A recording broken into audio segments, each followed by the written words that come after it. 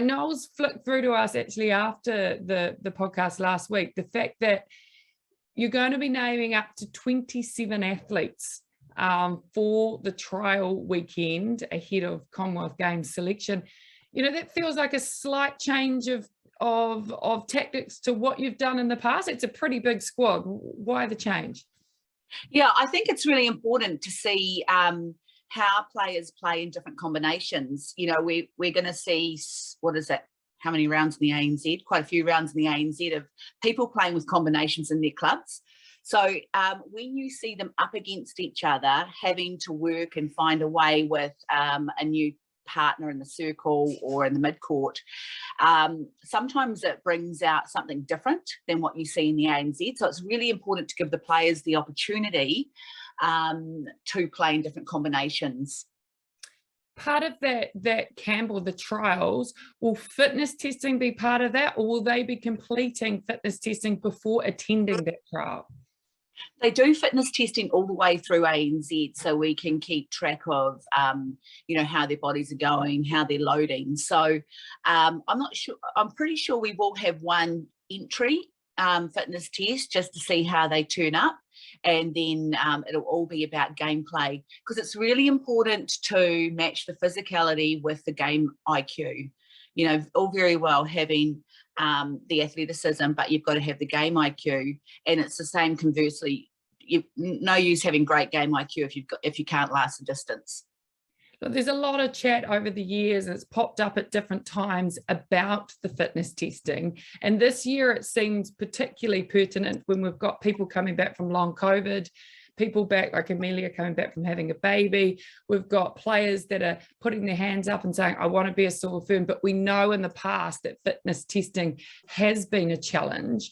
Why is it there? Because in some ways, could it limit your choice of the athletes that you can take to Commonwealth Games? Well, I think with fitness testing, it all comes down to the standards of upholding the mana of the silver ferns. It's not about Noels and I or this playing group. It's about the playing group that's gone before us, who have put us in this position to be professional athletes. And so it's really important that we uphold those standards. And also the standards are set by the opposition. If you're going to go over and play in the Commonwealth Games and run against somebody that can, run faster and quicker than you, then we're not setting you up to be successful. So it's really important that we have an international standard of physicality that can match opposition teams, and that is world class. And there's a lot of context that contributes to that throughout the involvement of netball. But we won't budge on those standards, because otherwise we're setting individuals up to be exposed. And most importantly, we're not upholding the mana of the silver ferns.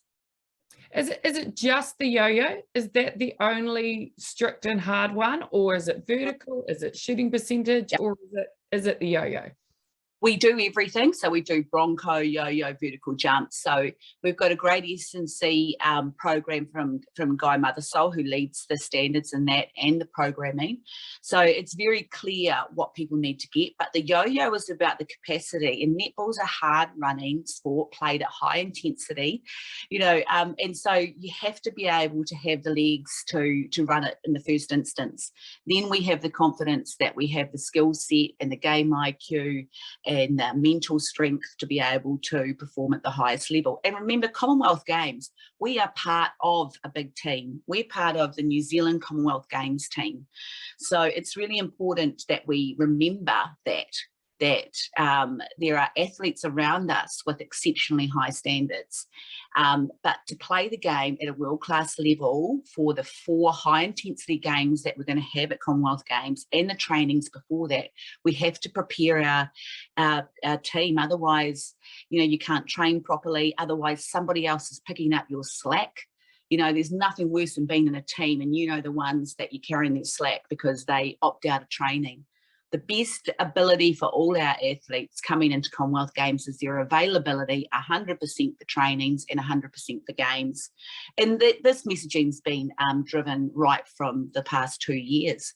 I mean, I know that the level of intensity that ANZ has played at the moment is not of the international standard that we want, but we know that there's a group of players within that can lift once we get them into trials and once we get them into a centralised program. So if someone didn't reach the vertical jump height that they need to reach, that's not going to stop them getting in the ferns. But if they haven't reached the yo-yo, that would potentially stop them being available? No, the vertical jump is not a measure, but it is a measure of somebody's power to be able to, go upright. And that usually contributes to the yo-yo. We've got girls running, if we have got, what have we got? We've got 3 girls running 20 plus in the yo-yo. So if we've got 3 that are doing that, and one of them is only a part-time silver fern. So, remember we've got, you're on the Players Association, Dean, is it 20 full-time athletes, full-time, fully professional athletes?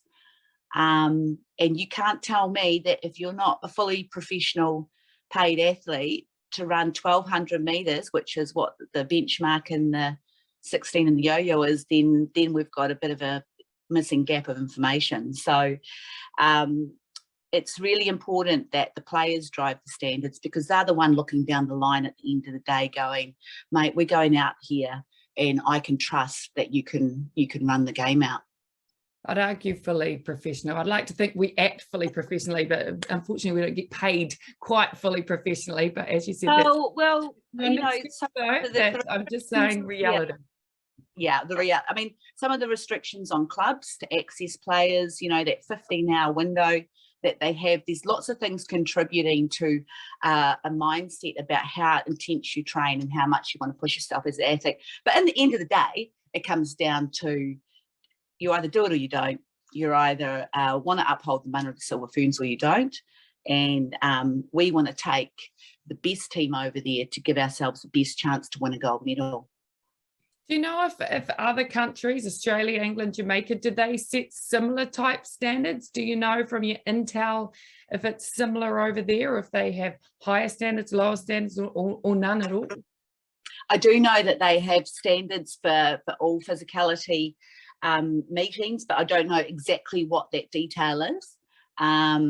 So they'll probably be in the same boat as us at the moment. But the great thing is, what are we now? May. There's a window of opportunity now, and this is the time we have to win the preparation game, because by the time you get on the plane, it's too late, really. You've got to get on the plane with everybody 100% fully fit, ready to go. And so what is it, May, June, July? We don't go till July. So there's plenty of opportunity now for a real massive push amongst the squad.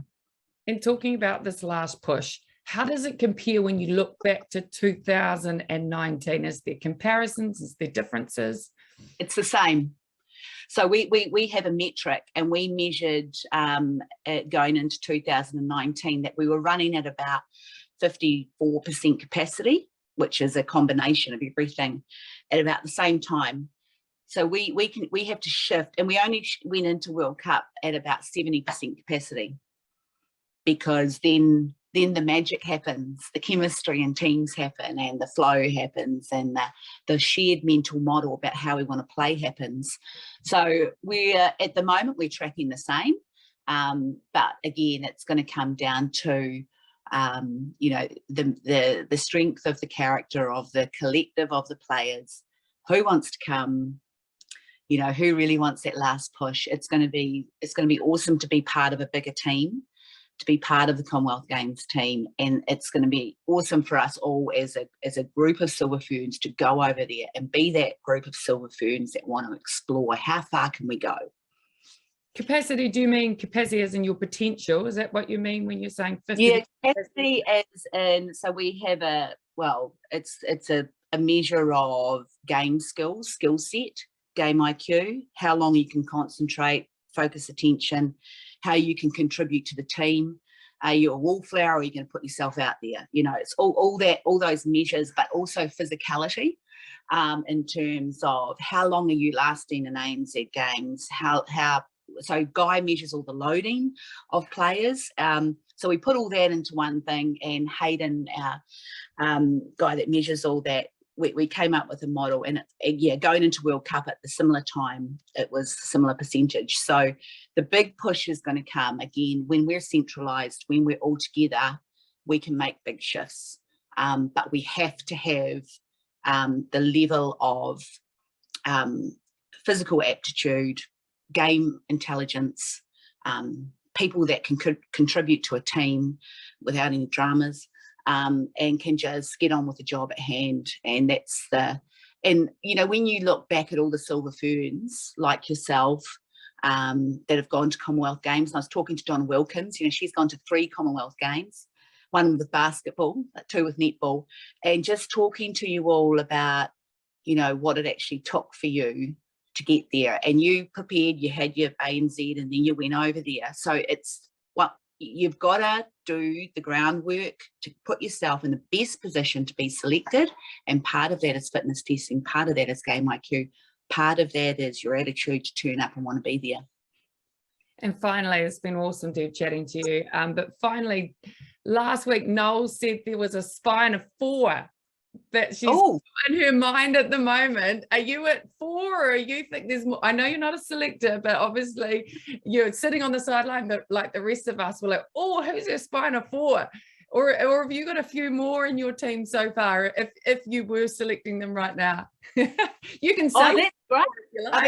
I mean, the spine was awesome because, and I can see, you can see through the teams, you know, I remember Noel saying this going into World Cup, that the cream comes to the top. You can see in teams the players that go in and they want to keep learning. They want to keep learning the game, learning their position, learning how far they can extend themselves. And the other players that are, I might have 6 actually. Oh. I've got 6 plus, because I've got real faith in our girls. I've got real faith in their, I don't know, what is it? Each of them represent so much. You know, the young ones represent the I don't know, the curiosity of the game and their desire to be there, and their hunger to, you know, get out there against the internationals. And then you've got the more seasoned players that know what it's going to take, and know, but still they love the chase.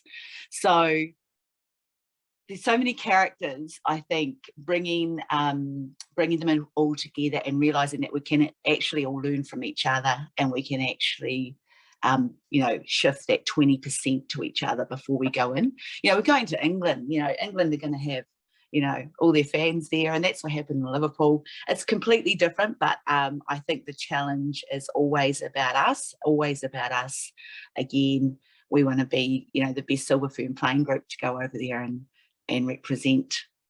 Really appreciate, you can feel the energy coming off you. All the best for those trials in not very long time. Thanks, Debs.